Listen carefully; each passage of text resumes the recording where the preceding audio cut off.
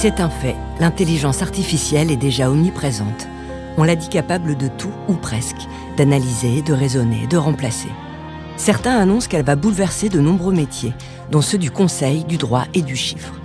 Mais est-ce vraiment le cas ? Un tel enjeu mérite une enquête approfondie auprès de ceux qui pensent, qui font et qui encadrent l'intelligence artificielle appliquée à ces métiers dans toute l'Europe. Pour démystifier et objectiver ce qui se passe autour de l'IA, peut-être faut-il se poser une première question simple.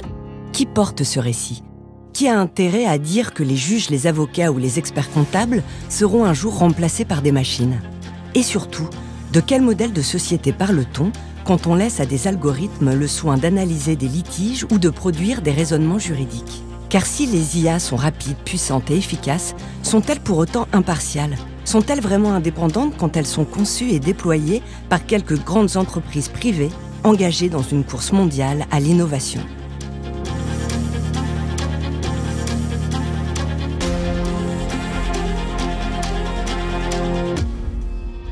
Pour l'intelligence artificielle générative surtout, ce qu'on constate, c'est une différence sur un aspect au moins, c'est la vitesse. La vitesse de diffusion. En 2 ans, on est à 400 millions d'utilisateurs hebdomadaires et une amélioration des capacités assez rapide. Le sujet, c'est que par rapport à ce qui s'est passé dans de précédentes révolutions ou de précédentes grosses évolutions technologiques, comme Internet pour être un peu plus récent, c'est qu'il y avait un laps de temps où les gens peuvent se réadapter. Et là, assurément, il n'y en a pas. Et en même temps, on dit tout ça, mais à date, malgré cette grande diffusion et malgré des capacités qui sont concrètes et réelles, en tout cas dans certains domaines, l'informatique, le graphisme, etc., il n'y a pas de remplacement à date. Et ça questionne beaucoup sur le pourquoi ça n'est pas encore arrivé. Estamos asistiendo a una aceleración tecnológica sin precedentes, que nunca habíamos conocido. Estamos asistiendo a un cambio de era. Pero junto con este cambio tan profundo, al mismo tiempo, también nos vemos inmersos en una multiplicación de los riesgos. Estamos enfrentándonos a nuevas vulnerabilidades que nunca habíamos conocido. Estamos contemplando también un nuevo escenario mundial en el que los riesgos se reproducen de modo sistémico. Estamos hablando de una multiplicación de los factores qui affectent à la défense de la société et de los ciudadanos. Face à cette accélération et à cette montée des risques, une question centrale se pose. Qui garde le contrôle ? Dans nos sociétés, ce sont les lois et les institutions qui encadrent les choix collectifs. Mais que deviennent ces repères quand les technologies avancent plus vite que les règles qui les gouvernent ? De mens entscheidet über de rule of law en niet de computer. En dat zijn kernvragen voor die Gesellschaft, dat zijn kernvragen voor die politiek. En sind auch die Rahmenbedingungen voor het gestalte van rechtspolitiek. Wie sichern wir digitale Grundrechte? Wie sichern wir generell de Grundrechte, auch in der digitalen Zeit? Welche neue Fragen kommen daarbij auf uns zu? En wie zorgen wir dafür, dass die Mens, the people, in control bleibt, auch von die neuen Entwicklungen? È evidente, la tecnologia e in particolare l'intelligenza artificiale rappresentano oggi a livello globale una competizione, lasciatemi dire, non soltanto tra continenti, ma tra modi di vivere, tra stili sociali, tra società. Se pensiamo alla società statunitense, certo non possiamo negare che gli Stati Uniti sono un modello di libertà. Io sono un costituzionalista e lì una delle patrie del dello Stato liberal democratico, e quindi non possiamo assolutamente dimenticare questo. Però oggi la tecnologia lì è intesa in senso, come dire, molto a favore del mercato, e quindi spesso si sacrificano diritti, anche perché non ci sono alcuni diritti della nostra tradizione giuridica, come ad esempio la privacy, che da noi è considerata un diritto fondamentale e negli Stati Uniti è intesa in modo differente. Derrière l'accélération technologique se cachent des enjeux de société majeurs. Qui façonne ces outils ? Qui décide de leur usage et quelles garanties restent en place pour protéger les droits fondamentaux dans un monde où les repères juridiques peinent à suivre le rythme de l'innovation ? À travers ces transformations, c'est un affrontement entre modèles politiques, économiques et culturels qui se joue à l'échelle mondiale. On oppose souvent droit et innovation, comme si réguler c'était freiner. Mais c'est oublier que l'Europe s'est construite sur le droit et que le droit est avant tout une protection pour les personnes, pour les entreprises, pour l'ensemble de nos sociétés. Ça n'a pas été créé pour le plaisir de faire de la norme, c'est créé pour, à un moment donné, porter des valeurs fortes. Et ça, je pense que c'est important de le signaler. Oui, en Europe, nous posons certaines limites. Ces limites-là, elles sont le fruit d'une histoire. Et cette histoire-là, elle est finalement l'histoire de l'humanité. C'est parce qu'on sait bien que l'humain, il est tel qu'il est. Oui, l'humain peut être paresseux, on y reviendra peut-être sur l'IA, quand on a des outils et que c'est simple et accessible, naturellement, on va avoir tendance à les utiliser. Oui, l'humain a tendance à vouloir dominer. On ne pourra pas lutter contre ça, et nous, on est le fruit de toute cette histoire, et on s'est dit à un moment donné que oui, la Déclaration des droits de l'homme, la Convention européenne des droits de l'homme et du citoyen sont autant de textes extrêmement forts qui ont forgé nos sociétés sur lesquelles, finalement, nous pouvons nous reposer, nous pouvons avancer. Et face à toutes ces autres puissances mondiales, c'est finalement ce qui nous caractérise et c'est ce qui finalement aussi nous permet, je pense qu'on n'est pas prétentieux en le disant, mais d'élever un peu le niveau. Parce qu'à un moment donné, si on va toujours vers le plus bas, le plus bas, le plus bas pour le moindre coût, on va arriver à des situations qui, pour l'humanité, seront absolument délétères. Enfin, c'est en tout cas mon opinion personnelle. C'est toute la philosophie du règlement européen sur l'intelligence artificielle qui a été pensée pour résister au temps, en s'attachant à la fois à la conception et surtout aux utilisations qui en sont faites avec une approche par le risque. L'enjeu n'est rien moins que la confiance que l'on peut accorder à ces solutions au potentiel considérable. Quand il s'agit de parler d'éthique, là aussi, on sait que l'éthique peut être très subjective parfois, et l'éthique a été assez bien instrumentalisée jusqu'à la fin des années 2010 pour justement venir contrer des velléités de réglementation contraignante. Eh bien, abaisser ces standards, pour moi aujourd'hui, serait un non-sens parce qu'une industrie, parce que les algorithmes ont besoin de confiance. Et la confiance, elle ne se décrète pas, elle se prouve. Et quand on regarde d'autres industries, je pense à l'industrie pharmaceutique par exemple, ou même l'industrie automobile, on ne peut pas dire que ce soit des industries qui, d'une part, manquent d'innovation et aujourd'hui n'ont pas de standards juridiques. Bueno, no podemos olvidar que esta tecnología que va a revolucionar procesos productivos, entornos de trabajo, tiene un impacto también en el ecosistema geoestratégico y en los equilibrios de poder. Es fundamental que Europa mantenga este liderazgo. ¿Cómo podemos hacerlo? Partiendo de una situación claramente de desventaja. Por un lado, con normas propias. Se ha puesto en cuestión si el enfoque normativo europeo está dificultando la innovación tecnológica, cuando es más bien al contrario. Europa tiene un modelo propio en el que apuesta por una innovación tecnológica con principios éticos y humanos, y ya estamos viendo el efecto Bruselas, como en otros entornos, por ejemplo, América Latina, el modelo regulatorio europeo se está tomando de modelo, como ya ha ocurrido con el modelo de protección de datos. Entonces, en primer lugar, normas propias. En segundo lugar, apostar por una infraestructura propia. Un tema delicado en el que estamos en desventaja sería el tercer elemento, la soberanía del dato. Buena parte de los datos de los ciudadanos europeos están en manos de empresas tecnológicas que no son europeas. Entonces es muy importante que el dato, que es necesario tanto para entrenar como para mantener la inteligencia artificial, sea dato europeo y mantengamos la soberanía de nuestros datos. Notre vocation en tant qu'acteur du droit en Europe, c'est d'augmenter nos capacités européennes et notre imprégnation en tant qu'entreprise dans les besoins des sociétés démocratiques pour participer au fait que nos sociétés deviennent plus efficaces. C'est très important parce que quand il n'y a pas d'efficacité, quand il y a de la frustration, notamment sur l'accès au droit, la lenteur des procès, de l'accès à la justice ou des entreprises ou des citoyens qui pensent qu'il y a toujours trop de normes. C'est quelquefois un prisme où on dit toujours qu'on n'est pas content et ça existe. Mais il y a aussi une réalité où on est là pour faire que les choses soient plus faciles. Et sans efficacité, il n'y a pas vraiment de citoyenneté qui tienne parce qu'on a besoin de se reconnaître et de trouver que c'est utile en tant que citoyen. On œuvre à ça. Nos valeurs européennes capturées dans le droit et la régulation font aujourd'hui l'objet d'un crash test à grande échelle. Nous voici entrés dans un épisode sans précédent de guerre commerciale, notamment entre la Chine, l'Europe et les États-Unis. Dans ce contexte, le droit devient un levier stratégique. Il sert à rééquilibrer les rapports de force en corrigeant les distorsions du marché mondial, notamment celui des plateformes numériques. Le droit de la concurrence, par exemple, est mobilisé face aux positions dominantes. Et la régulation de l'IA, mise en place par l'Europe, s'inscrit elle aussi dans cet arsenal économique, mais aussi culturel.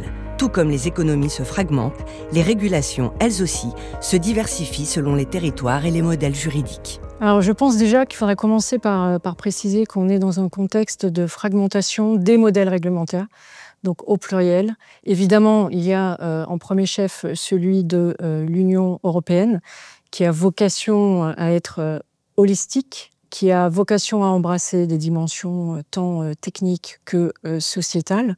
Mais on a aussi le modèle chinois, qu'on n'étudie pas forcément bien de par chez nous. Donc, dans ce contexte de fragmentation réglementaire, ce qui me vient à l'esprit, et c'est ça qui crée, à mon sens aussi, des tensions à la fois géopolitiques, mais également géoéconomiques, au sens large, c'est le fait que ces différents cadres réglementaires des systèmes d'IA ne puissent pas être compatibles et au sens technique et technologique, comme on le dit dans le monde tech, interopérables. Nos cadres réglementaires ne sont pas interopérables, mais ils sont interdépendants. En Europe, notre modèle cherche à conjuguer innovation et responsabilité en insistant sur nos valeurs démocratiques et humanistes. Mais comment définir la souveraineté et comment rester souverain lorsque tout est interconnecté? Je connaissais la question, donc j'ai cherché la définition, qui n'est pas de moi. Et donc, j'ai trouvé sur le site de la Commission européenne. Alors, ils ont défini la souveraineté technologique comme la capacité pour l'Union européenne de développer, fournir, protéger et conserver les technologies critiques nécessaires au bien-être de ses concitoyens et à la prospérité de ses entreprises, tout en décidant de leur usage sans dépendance ni contrainte. Alors, c'est dans un rapport et c'est probablement pas une définition officielle, mais peu importe. Le point, c'est que cette définition, elle n'est probablement pas vraie aujourd'hui, elle n'était probablement pas vraie il y a 10 ans. Peut-être qu'à l'époque du Minitel et du Concorde et du nucléaire dans les années 60, ça se vérifiait, j'en sais rien. Ce qui est sûr, c'est que ça fait un moment que tout est interconnecté. Aujourd'hui, on le voit avec justement les droits de douane.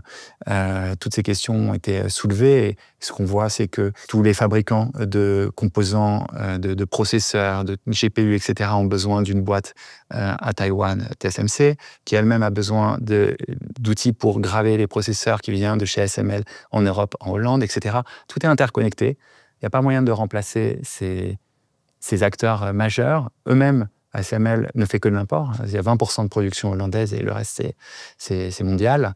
Et donc, tout ça pour dire, cette définition, c'est aussi ce discours politique omniprésent qui dit qu'il y aurait une possibilité de souveraineté, qu'on pourrait être décidé complètement seul. En tout cas, cette vision, elle est peut-être un peu naïve et ne correspond assurément pas à la réalité telle qu'elle est en ce moment.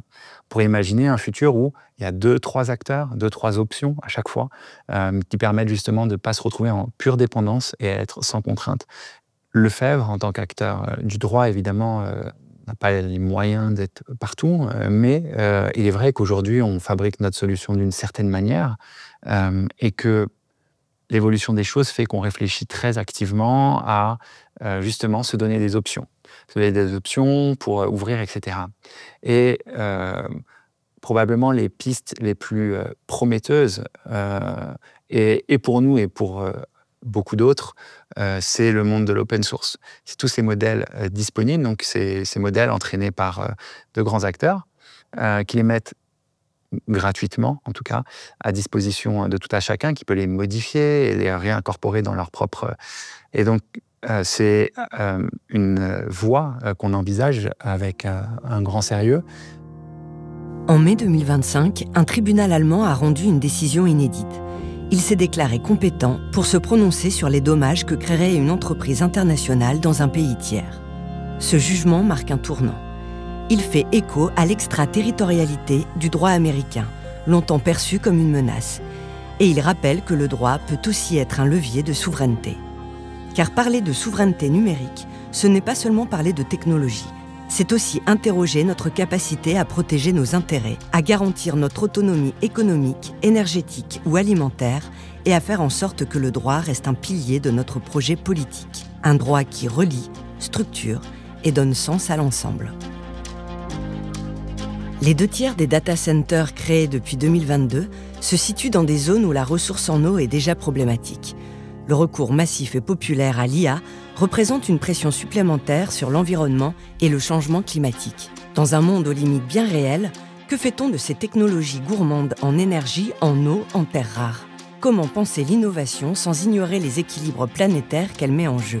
L'IA, comme toutes les autres activités humaines, s'opère dans un monde fini. Donc on a, pour reposer un peu le contexte, on a 9 grandes limites planétaires qui définissent les limites à ne pas dépasser pour garder notre système Terre dans un état stable, pour que l'humanité, les générations actuelles et futures, puissent prospérer.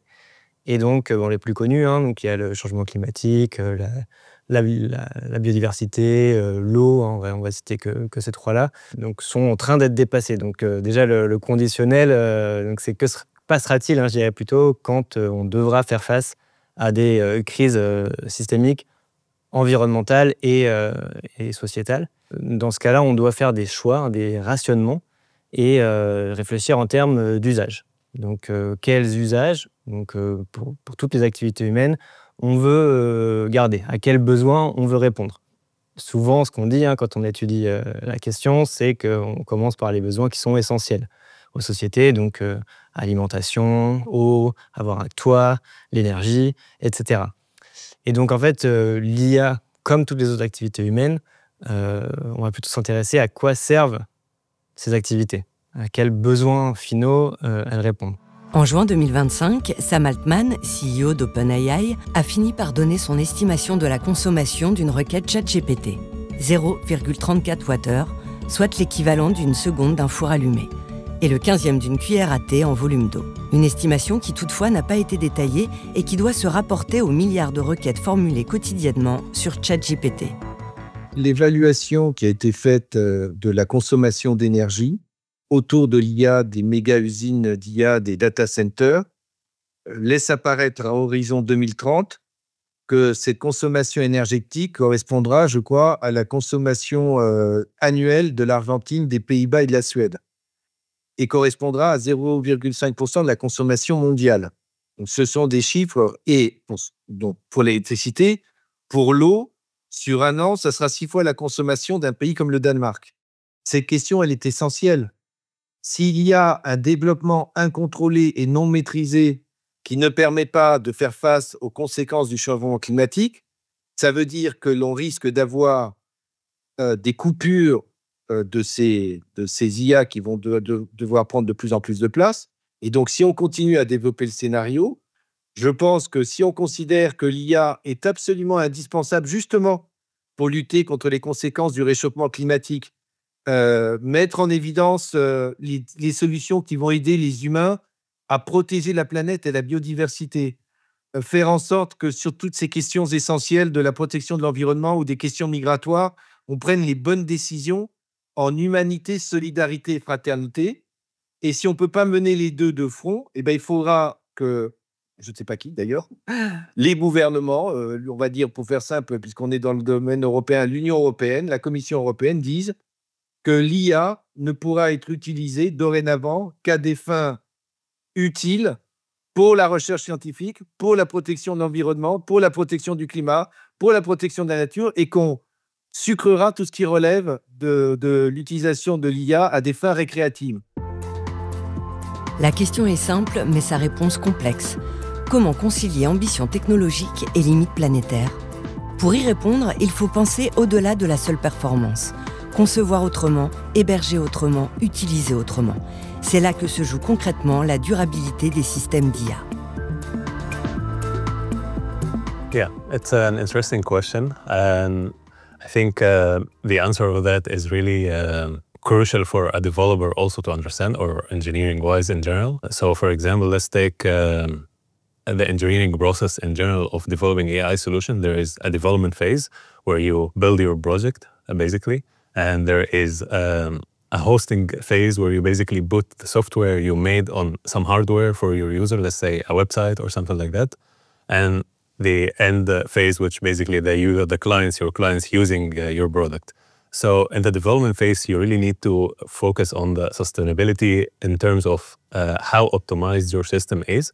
And in optimized, I mean like what are the how many resources your system needs.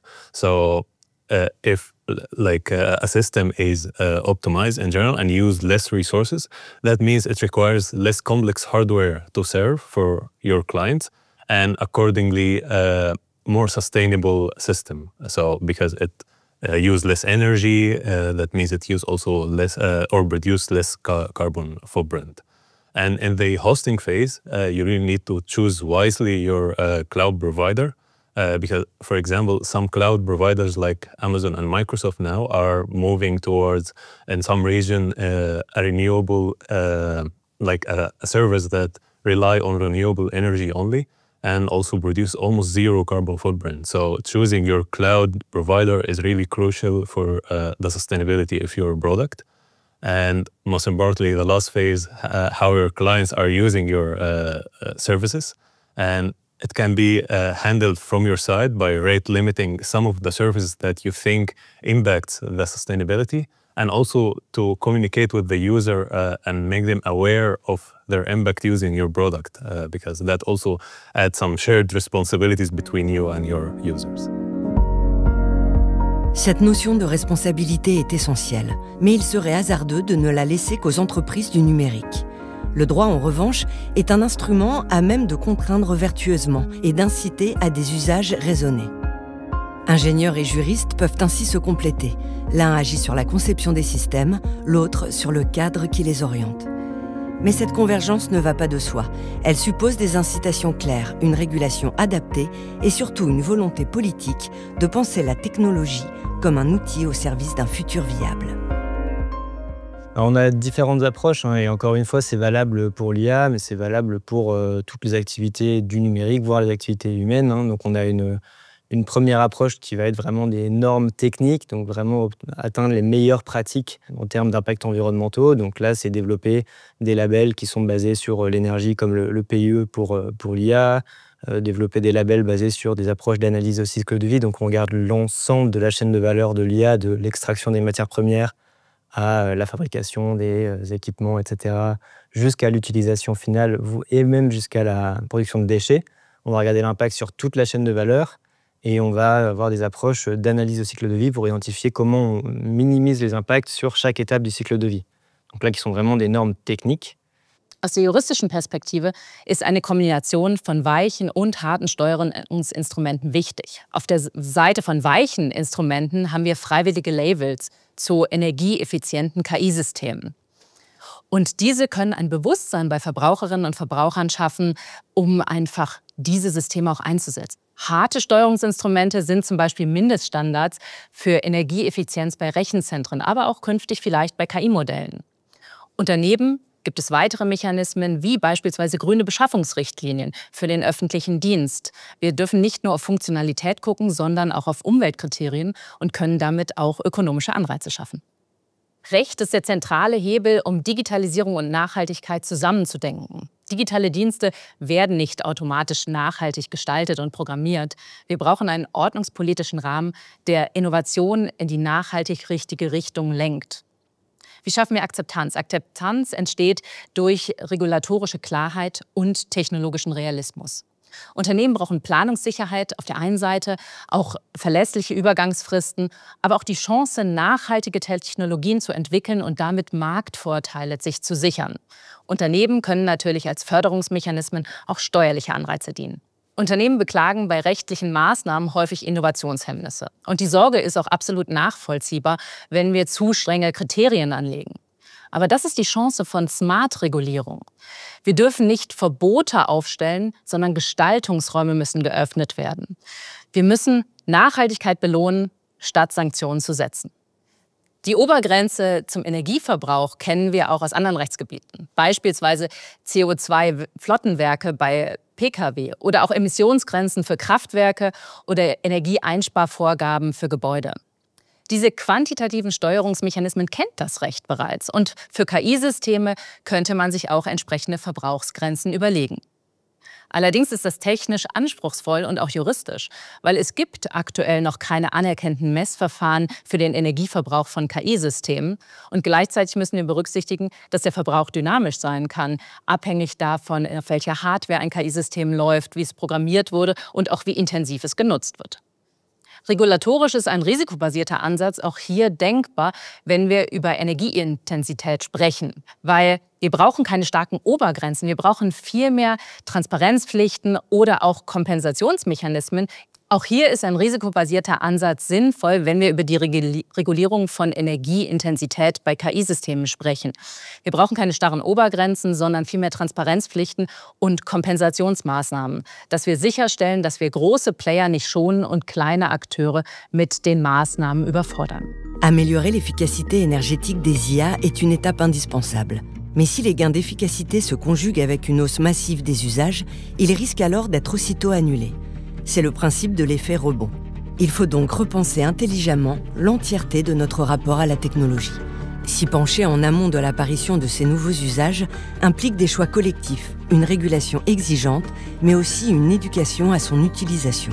La durabilité de l'IA ne se joue pas seulement dans ses performances, mais dans ce que nous déciderons d'en faire, chacun et pour tous.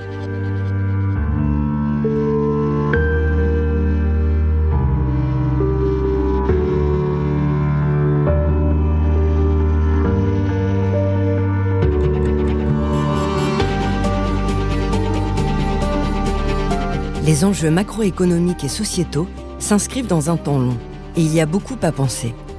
Mais nous constatons déjà un impact immédiat sur nos métiers. Par exemple, en cherchant sur Internet les représentations visuelles de l'IA associées à l'avocat, le résultat constaté témoigne d'un certain manque d'imagination. Mais un petit détail révèle un problème loin d'être anodin. Partout sur les images, des marteaux. Cet accessoire iconique du juge outre-Atlantique n'existe pourtant nulle part dans les salles d'audience européennes. Alors, à qui et à quoi font référence les modèles d'IA ? L'IA, par son modèle statistique, nous propose des résultats tous vraisemblables. Mais sont-ils pour autant vrais ? Où se situe la frontière entre réalisme et réalité ? Et surtout, qui la décide ? La notion de vérité est extrêmement contingente et subjective. L'histoire, si on le regarde attentivement, montre souvent que la vérité est le fait du vainqueur et de celui qui aura construit cette histoire-là. Donc, aujourd'hui, poser en ces termes une forme de domination culturelle au travers de l'utilisation d'algorithmes qui manipulent du langage, qui créent du langage, est extrêmement pertinente. Puisque, évidemment, ces modèles sont porteurs de culture et de sens. On voit qu'il y a quand même des velléités aujourd'hui à ne plus chercher les causalités et à se satisfaire des corrélations du calcul comme établissant une certaine forme de vérité. Et pour ça, de mon côté, il y a aujourd'hui un véritable danger qui, sans grandiloquence, est un danger démocratique majeur. Puisque tout cela ne peut pas être à la main de certains opérateurs et tout simplement doit pouvoir être scruté, évalué, et je pense notamment à des solutions comme de la certification, qui sont des principes que l'on connaît dans d'autres industries. Nous devrions pouvoir proposer des benchmarks, des outils de mesure par des tiers indépendants pour mieux mesurer ce qu'il y a à l'intérieur des machines. Arriver à mesurer, alors appelons-le véracité, appelons-le intégrité, appelons-le une production, on va dire, honnête et relativement correcte par des modèles d'intelligence artificielle, relève avant tout de la métrologie, c'est-à-dire de la capacité à mesurer par des moyens technologiques, quand cela est possible, certaines dérives des modèles ou les qualifier. Quand l'IA produit un texte qui semble vrai sans l'être, on parle d'hallucination. Ces illusions de vérité posent une question essentielle. Qu'est-ce qu'on accepte comme vrai et selon quels critères ? De son côté, le droit cherche à établir la vérité dans un cadre précis, avec des règles, des preuves, des procédures. C'est parce que la vérité est encadrée dans sa construction qu'elle est légitime. Il en va de même pour l'intelligence artificielle. Veiller à la fiabilité, à la traçabilité et à la vérifiabilité des contenus générés est capital. C'est une condition démocratique et un défi commun pour les juristes et les ingénieurs. Affidabilità e precisione sono le colonne su cui poggiano le soluzioni del gruppo Lefebvre. Quando professionisti e aziende interagiscono con i nostri sistemi, lo fanno con la sicurezza di ottenere informazioni affidabili e indenni da quella che potremmo chiamare contaminazione informativa o allucinazioni computazionali.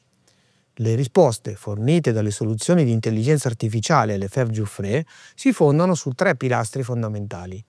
1. Certezza della risposta. Ogni informazione è generata e il prodotto di un processo attendibile e verificabile. 2. Autorevolezza del contenuto. Il valore aggiunto della nostra base dati garantito e certificato da Lefebvre Jouffret. 3. Pulizia del dato.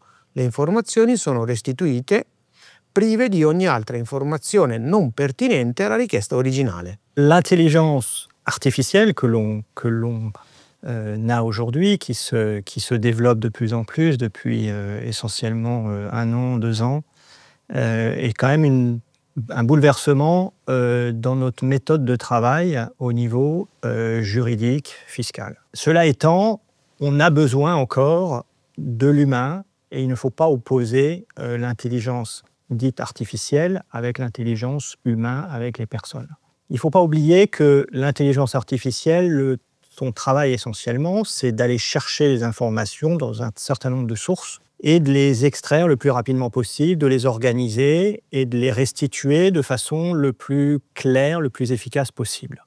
Ça, c'est son travail. Mais il faut à la base qu'on ait des sources fiables, commentées et organisées.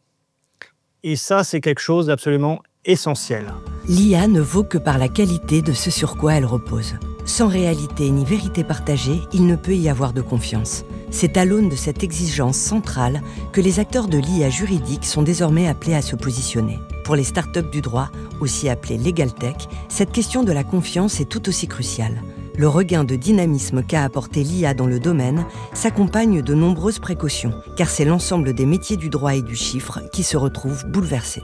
Legal tech itself is an area which has seen many summers and winters over the years. On one hand, law is a very interesting use case for technology just by the sheer amount of data that we have and just by the sheer amount of people we have to serve. With legal AI, I have to say, with the introduction of AI technology itself, the area of legal AI has become very hot, as people say, or very exciting. At the moment, we see the solution creators or the service providers seeking a lot of funding from investors, from players who have very strong belief that there is going to be a very great return on investment. On the uptake side, there is going to be a lot of work needed. Legal AI can create extremely efficient systems in the legal players, in the private sector as well as public sector, to create answers, to kind of create documents, to create predictions, etc. And that's going to be very useful for scaling the legal solutions across the board. So yeah, there is going to be that struggle involved. I believe that there's going to be a more collective action necessary for the legal AI players or multi-stakeholder approaches, where people who are interested in creating those AI solutions come together and deliberate on the answers, and hopefully by communication with the customers or the clients, a solution that can be reached or created where the uptake is no longer a question. And all of this is happening at the same time. So I think at the moment we are just seeing what kind of things are emerging in the area. But I think future is bright. L'enthousiasme autour des Legal Tech et de l'IA juridique s'inscrit dans un mouvement plus large, déjà bien engagé, celui de l'automatisation des tâches. Depuis les moteurs de règles jusqu'au RPA, la promesse reste la même: gagner du temps, fiabiliser et industrialiser les flux de travail. Mais au-delà des effets d'annonce, c'est la transformation en profondeur des pratiques qui se joue parfois dans la continuité, souvent dans la rupture. Ich glaube, die Arbeit wird anders werden. Deutlich anders werden. Also ich habe den steinigen Weg begonnen als Steuerfachangestellter, Auszubildender, über den Studenten zum Steuerberater, zum Wirtschaftsprüfer. Ich will sagen, ich habe den Beruf, den ich heute ausübe, von der Pike auf an gelernt. Und wenn ich mir vorstelle, wie ich früher gearbeitet habe, Mandant bringt mir einen Pendelordner, wenn ich Pech hatte, auch einen Schuhkarton, wo ganz viele Belege drin waren. Die habe ich dann erstmal sortiert, Stempel drauf gemacht, kontiert, verbucht, nochmal kontrolliert, habe mir Belege kopiert, die wieder abgeheftet. Mandant hat einen Teil der Belege zurückbekommen. Oder am Jahresende habe ich vielleicht vergessen, einen Beleg zu kopieren und habe den Mandant gefragt, das, was du mir vor 3 Monaten geschickt hast, bitte nochmal einreichen. Das hat unglaublich viel Zeit gekostet. Zeit, die ist eigentlich nicht produktiv. Und diese Zeit hat sich heute natürlich schon durch die Digitalisierung erheblich reduziert, diese unproduktive Zeit. Wir arbeiten heute schon mit Lerndateien, da ist keine künstliche Intelligenz dahinter. Das ist einfach eine Lerndatei, die legt man an und dann ist der Computer, der nutzt das einfach stupide und setzt das so um. Wenn ich mir vorstelle, wir haben heute über die Lerndateien in einer klassischen Finanzbuchhaltung vielleicht eine Trefferquote, wenn man das ordentlich pflegt, vielleicht von 10–20%. Durch den geschickten Einsatz von KI schaffe ich es vielleicht, eine Verbuchung, eine Finanzbuchhaltung von einem mittelständischen Unternehmen mit einer Trefferquote von 80–90% zu schaffen. Vielleicht irgendwann Richtung 100%. Dann glaube ich, muss sich der klassische Buchhalter nicht insoweit um seinen Job fürchten, dass er denkt, die Maschine erledigt das, sondern der klassische Buchhalter wird vielleicht zukünftig mehr noch die Chance haben, die Qualität noch zu sichern. A ver, ya existen a día de hoy, y no hablo de inteligencia artificial generativa, RPAs, que son capaces de tener una propia identidad. RPAs entendemos como aquellos agentes que pueden automatizar determinadas acciones y que, por ejemplo, pueden entrar en la administración X, descargarse un formulario, enviarlo, etc. Entonces, hay ciertas acciones que si entramos en el mundo, y no es mi especialidad, ¿no? Pero está adquiriendo una identidad digital que se le está dando, es una RPA, es una máquina que está haciendo una acción, ¿vale? El salto siguiente es, oye, si en vez de, que además, por definición, los RPAs que son previos a la inteligencia artificial, lo que se presumía de ellos era que era una fuerza de trabajo, que podía estar las 24 horas sin agotarse, ¿no? Y pasa un poco con la inteligencia artificial, ¿no? ¿Qué pasa si tenemos un empleado que no se cansa nunca, que no se coge vacaciones y que no se pone malo, ¿no? Quizá nos estamos yendo a un mundo distópico, pero yo creo que, en mi opinión, la parte de colaboración mundo, la colaboración entre los dos mundos, máquina y inteligencia artificial, va a ser posible. ¿Eso qué significa? Que ojalá un día la inteligencia artificial, parte de los trabajos yo solamente tengan que hacer check y decir que sí a la estrategia, pero estoy tomándome una caipiriña en la playa con mi hija y mi marido. Pero no creo que lleguemos a ese punto de sustitución totalmente de los trabajadores por las personas. Mais à partir du moment où l'on promet que l'IA prendra le relais sur les tâches chronophages et répétitives, qu'advient-il du travail des professionnels du droit et du chiffre? Où se situe désormais leur rôle sur la chaîne de valeur du droit s'ils ne sont pas remplacés? Oui, c'est quelque chose qui est très intéressant dans le développement de l'intelligence artificielle. On a vu la sociologie du travail, elle a beaucoup étudié les dynamiques d'automatisation, notamment au contexte industriel, et comment l'automatisation, elle déplace le travail. Elle ne le supprime pas, mais elle le déplace dans des tâches qui sont effectuées en amont, des tâches de préparation, et en aval dans des tâches de surveillance du fonctionnement des machines sur les chaînes de production industrielle. Dans l'intelligence artificielle, en fait, on observe exactement la même chose, hein, finalement. Le travail, il est déplacé aussi en amont dans la préparation des données, les données d'entraînement des intelligences artificielles, le travail d'annotation, de constitution des bases de données. Et puis, on voit aussi en aval qu'il faut surveiller les modèles algorithmiques parce qu'ils font des erreurs en permanence, surtout quand ils traitent des données qui sont issues du monde réel, comme c'est le cas, par exemple, des décisions de justice. Et donc, il faut surveiller les modèles algorithmiques. Et donc, cette dynamique de déplacement du travail, pas de suppression, mais de déplacement du travail et donc de transformation du travail, elle est à l'œuvre dans l'intelligence artificielle comme elle a été à l'œuvre dans les différents dispositifs d'automatisation qu'on a vus dans l'histoire. Donc, en tout cas, en termes de sociologie du travail, c'est une dynamique très similaire qui s'observe actuellement.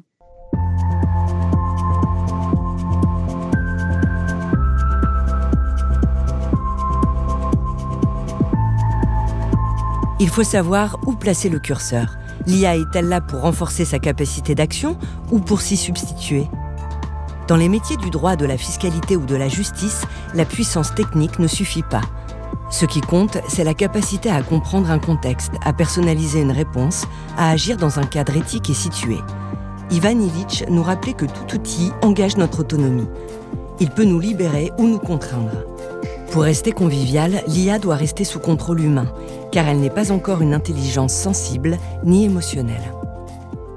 Plus que jamais, ça va être une question d'adaptation et de se réapproprier les domaines sur lesquels l'IA est plus faiblarde. Et Dieu sait si l'intelligence artificielle a des lacunes. Elle peut faire des choses très rapides, puissantes, qui nous demanderaient des heures carrées alors que c'est fait en quelques secondes. Et inversement, sur des choses qui sont, parce que ça touche à l'intuition, à l'émotion, à des choses complètement contre-intuitives, l'IA est incapable de répondre. Donc on a des domaines qui restent des domaines réservés de l'intelligence humaine. Et j'ai envie de dire, c'est heureux. On a nous aussi un bel avenir devant nous. Depuis 3 ans, on entend parler d'hybridation. On imagine des cyborgs et on invoque la métaphore du centaure, déjà utilisée à l'époque des premiers duels entre Kasparov et les IA joueuses d'échecs. Mais la réalité du travail partagé est souvent plus complexe, car la performance des IA est inégale selon les tâches. Alors comment qualifier cette collaboration en pratique? À quoi ressemble vraiment ce binôme homme-machine au quotidien? Il y a cette idée qui est assez répandue de remplacement sur les tâches à faible valeur ajoutée, elle n'est pas vérifiée. Fondamentalement, par exemple en programmation, où l'IA elle est vraiment utilisée massivement, les IA génératives les plus modernes, elles sont parmi les top 5%, les top 2% en programmation de compétition. Et en même temps, quand on vient avec un vrai problème, qui mixe plein de choses, des connexions avec des systèmes anciens, etc., la réalité sale, là ça marche plus. Ou ça marche plus, ou ça marche, mais il faut aider l'IA, etc. Le point, c'est que l'IA n'est pas spécialement bonne que dans la faible valeur ajoutée. Elle n'est pas non plus spécialement bonne dans la haute valeur ajoutée. Elle est bonne sur certaines tâches et moins sur d'autres. Dans ce contexte-là particulier, il n'y a pas de moyen de remplacer. Pour l'instant, c'est du binôme. Tant qu'elle ne couvre pas des pans entiers d'une tâche entière qui a une logique intrinsèque, on reste avec un humain qui planifie. Là où elle est mauvaise, l'IA, c'est la planification, la vision d'ensemble, etc. Et des IA qui, par contre, sont hyper bonnes, elles savent tout sur tout. Une sorte de junior savant. Voilà. Donc, cette question, elle, pour l'instant, ne se pose pas, elle ne se vérifie pas. L'IA, c'est, si je devais prendre un comparatif, pour moi, c'est une danse à 3. C'est un utilisateur, un client qui a un besoin déterminé ou pour lequel on pense à la production d'un service dont il a besoin, qu'il n'a pas forcément clairement exprimé. Il y a à l'autre bout de la chaîne le concepteur de cette solution, quelle qu'elle soit. Et entre les deux, on a l'IA qui vient booster véritablement, accélérer de façon vertigineuse l'accomplissement de tout un tas d'opérations qui permettent de se relier le concepteur et l'utilisateur. Dans ce nouveau partage du travail, une question plus profonde surgit. Comment nos propres formes d'intelligence et de cognition sont-elles en train d'évoluer? Et puis il y a un autre axe qui me semble nécessaire, c'est l'utilisateur. C'est comment faire pour que l'utilisateur comprenne le produit qui lui est fourni par l'intelligence artificielle et comment il fait surtout pour le vérifier. Et c'est en ça, pour moi, que ce sont 2 axes fondamentaux. C'est pour qu'on se garantisse des risques d'erreur. C'est pas tellement qu'on agisse sur l'erreur de la machine, ça c'est le concepteur. Mais l'utilisateur a aussi une responsabilité quand il utilise la machine. Et sa responsabilité, c'est 1, de comprendre comment la machine fonctionne, et 2, c'est de vérifier ce que lui donne la machine. Et c'est en ça que le sourcing est, à mon sens, quelque chose d'essentiel. Peut-être que parfois, on n'ira pas toujours vérifier, mais déjà d'avoir le site d'où ça provient. Moi déjà, si c'est du Légifrance ou si c'est n'importe quel autre site, je dirais grand public de juridique, déjà je fais une différence. Donc je pense que ces 2 aspects-là sont absolument fondamentaux, parce que dire il faut que tout soit vérifié et il faut que l'homme ait toujours un esprit critique, ça c'est bien beau dans la théorie. Bien sûr que j'y adhère. À un moment donné, il faut garder, surtout quand on est magistrat, c'est tout l'enjeu, garder le processus décisionnel entièrement à sa main. Mais à un moment donné, on est humain. Et les humains, c'est comme ça, au bout d'un moment, ils vont avoir confiance. Ils vont faire une recherche, ils vont la trouver chouette, ils vont en faire une 2e, ils vont la trouver vraiment très pertinente, et puis une 3e, et à la 4e, la 5e, la 10e, la 50e, après avoir traité moult dossiers, eh bien, ils vont s'en remettre complètement à la machine. Et c'est là où ça se joue. Et c'est là où il y a aussi un travail à faire avec ceux qui conçoivent les outils. Parce qu'à mon sens, il faut des outils dans l'interface qui nous permettent à la fois de sourcer et à la fois aussi de venir titiller notre esprit critique.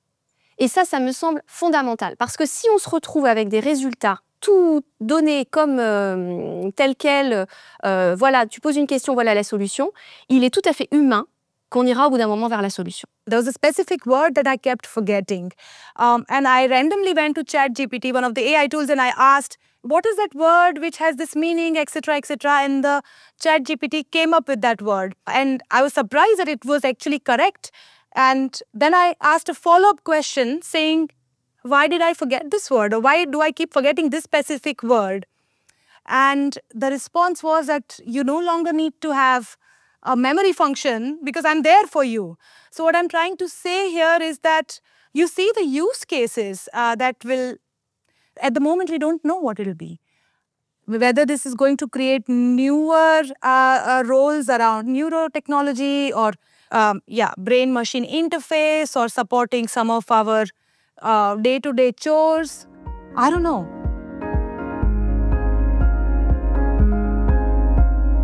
L'IA devrait nous pousser à faire mieux que la solution moyenne qu'elle nous propose. Mais la simplicité d'utilisation des agents conversationnels, leur capacité à produire un travail convenable et leur déférence de tout instant nous tend un piège cognitif. Que se passe-t-il quand la machine devient trop conciliante, trop flatteuse? Quand elle confirme plutôt qu'elle ne questionne?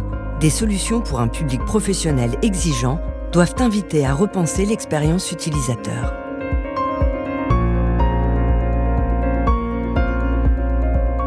Organiser le futur du travail au prisme de l'IA, c'est d'abord réaffirmer la valeur de l'intelligence humaine, celle que l'on retrouve chez les rédacteurs, les enseignants ou les juristes, dont le métier repose sur l'analyse, la pédagogie et l'art de formuler. Cette intelligence passe par la maïeutique, et c'est précisément ce qu'on attend des humains face aux IA. Savoir poser les bonnes questions, structurer les requêtes et interpréter le résultat. Al final nos interesa mucho observar, ver cómo los clientes actúan, cómo utilizan nuestras soluciones, cómo hacen búsquedas, cómo lo utilizan, cómo plasman pues los resultados, la documentación que sale de nuestros productos y de nuestras soluciones. Trabajamos muy codo con los clientes. I nativi digitali sostanzialmente non hanno superato questo passaggio. Questa è un'opportunità all'interno delle aziende perché abbiamo sempre lamentato il tema del passaggio generazionale, quindi la difficoltà del trasferimento della competenza lavorativa alle generazioni che venivano dopo la nostra, lamentando anche una difficoltà, se volete, nel metodo di comunicazione, nella modalità di ragionamento. Ecco, ancora una volta, se si è in grado di utilizzare l'intelligenza artificiale generativa come strumento, quindi come tale, è chiaro che diventa un binario abbastanza veloce ed agile con la quale questo passaggio generazionale è automaticamente, se volete, risolto.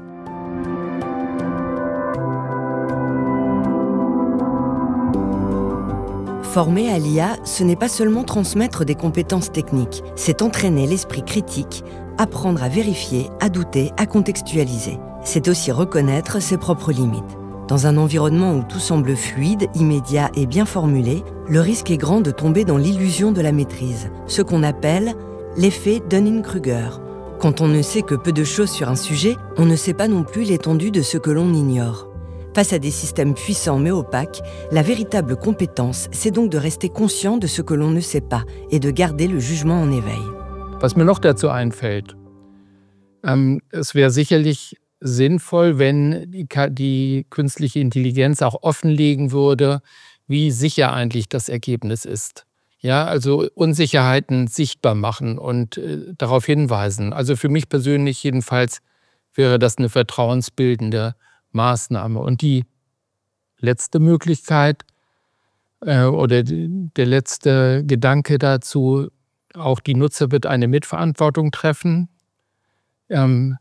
Zu prüfen, ist das Ergebnis plausibel, und das erfordert wiederum, dass er hinreichend geschult ist. Also wir dürfen der KI nicht vollkommen ungeschult ausgesetzt werden, sondern wir müssen unser Bildungssystem muss sich auf diese Dinge einstellen und schnell etwas entwickeln, was auch dazu führen kann, dass wir tatsächlich in der Lage sind, die Ergebnisse zu beurteilen.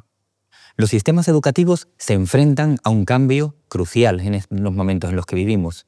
Junto a la formación técnica tradicional que exige la excelencia de los profesionales, nos enfrentamos a un nuevo tipo de exigencia, ¿cuál va a ser? La ética algorítmica. Esa formación técnica tiene que ir ligada siempre a unos principios éticos. Y desde este punto de vista, también los colegios profesionales pueden forjar una alianza esencial, una alianza estratégica junto a las universidades. Gouvernance, souveraineté, confiance, vérité, durabilité, travail et formation. Nous avons vu les nombreux enjeux d'une IA juridique. Mais au-delà, le droit irrigue tout et chacun a besoin d'y accéder. Aber durch die neue Entwicklungen wird es auch viel einfacher, Lösungen anzubieten, die Rechtsfragen beantworten, die auch de Bürger en ook de normale nicht-professionelle Nutzer helfen Rechtsfragen zu verstehen, Rechtsfragen ook zu beantworten en ook damit seine Rechte einzufordern. Want een rechtsstaat hat immer zwei Dimensionen. We hebben de structuur van recht, we hebben ons rechtsrahmen en we hebben ook de wijze waarop de people, dat volk, zijn rechten realiseren kan en ook sichern kan. Dat is umso wichtiger. Sicher in de jetzige Entwicklungen, waarbij Staaten, ob wir es wollen oder nicht, zelfs in Europa, immer mehr autokratische Elemente haben, dan is het ganz wichtig, dass jeder Bürger weiß, was zijn Rechte sind, die Rechte auch verstehen kann. En daar kan AI jeder bei helfen. ChatGPT schreibt durch gute Zusammenfassungen, auch einfache Zusammenfassungen. Vielleicht nicht 100% okay, maar wel hilfreich, schwierige Regeln zu verstehen. Was bedeutet es? Das hilft Bürger auch, die Frage, ob sie Recht suchen sollen en Recht einfordern sollen, zu beantworten. En dan glaube ich, dass es eine Unterstützung ist, Recht zu handhaben en damit de rule of law aufrecht zu erhalten in een Situation. Dat gilt für jede Staat, selbst in Demokratien wie Deutschland, Niederlanden, dass durch die überbordende Bürokratie wird eigentlich teilweise Democratie durch Beamte platt gemacht. Noi siamo l'unica azienda europea in grado di competere con gli altri attori internazionali sul mercato. Garantiamo ai nostri professionisti qualità, sicurezza, etica e conoscenza approfondita del diritto europeo. Siamo l'ultimo baluardo della sovranità europea in questi ambiti. La nostra missione è chiara: fornire contenuti sempre più innovativi ad alto valore aggiunto ai professionisti, consolidando la nostra posizione di leader nel mercato legale e fiscale e puntando alla sovranità europea nell'intelligenza artificiale per questi settori.